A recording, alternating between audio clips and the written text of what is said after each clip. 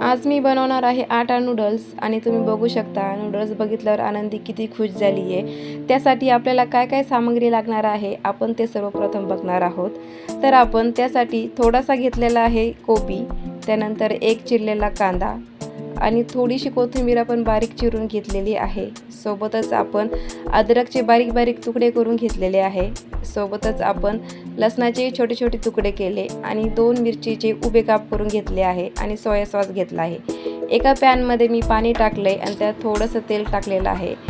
पाण्याला उकळी येऊपर्यंत तुम्ही जर चॅनलमध्ये नवीन असाल तर प्लीज लाईक आणि सबस्क्राईब करायला विसरू नका। नंतर आपण घेणार आहोत सोऱ्या आणि सोऱ्या घेतल्यानंतर आपण जो आटा मळलेला होता तो त्यात टाकून घेणार आहोत।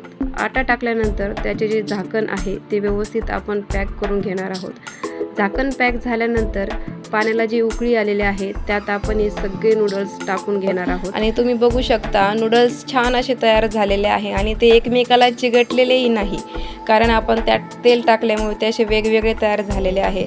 बघू शकता किती मोकळे असे ते झालेले आहे। चाळणीमध्ये त्याला टाकून घेणार आहोत आणि त्यावर थोडंसं थंड पाणी मारणार आहोत। बघा तुम्ही असे नूडल्स खूप छान तयार झालेले आहे। नंतर आपण गॅसवर कढई ठेवून घेणार आहोत आणि त्यामध्ये आपण थोडंसं 2 चमचे तेल टाकणार आहोत। तेल छान गरम झाल्यानंतर आपण जे सामग्री कट करून घेतलेली होती त्यामधून सर्वप्रथम थोडासा लसूण त्यात टाकून घेणार आहोत। लसूण टाकल्यानंतर आपण जे अद्रक टाकलेले होते तेही त्यात ॲड करणार आहोत। ते आपल्याला जास्त फ्राय करायचे नाही आहे, थोडेसे हलकेसे फ्राय करायचे आहे।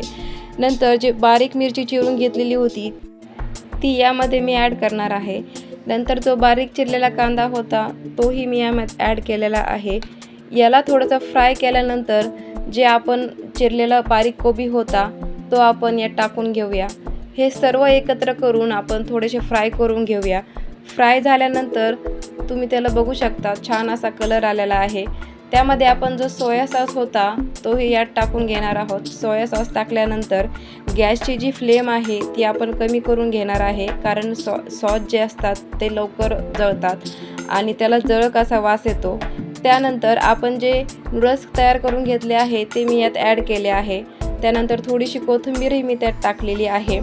थोडंसं मीठ टाकल्यानंतर आपण हे सर्व व्यवस्थित हलवून घेणार आहोत आणि तुम्ही बघू शकता किती सुंदर असे नूडल्स तयार झालेले आहे।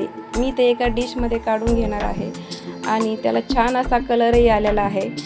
तुमच्या मुलांसाठी ही रेसिपी नक्की ट्राय करा आणि व्हिडिओ आवडला असेल तर लाईक आणि सबस्क्राईब करायला विसरू नका। थँक्यू।